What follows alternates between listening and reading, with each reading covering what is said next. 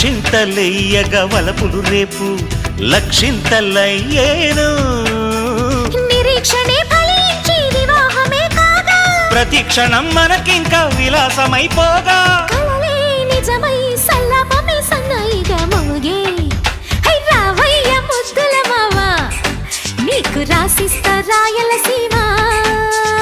వచ్చాక వదలను బామ్మోయ్ జంట జాగారం చెయ్యాలమ్మా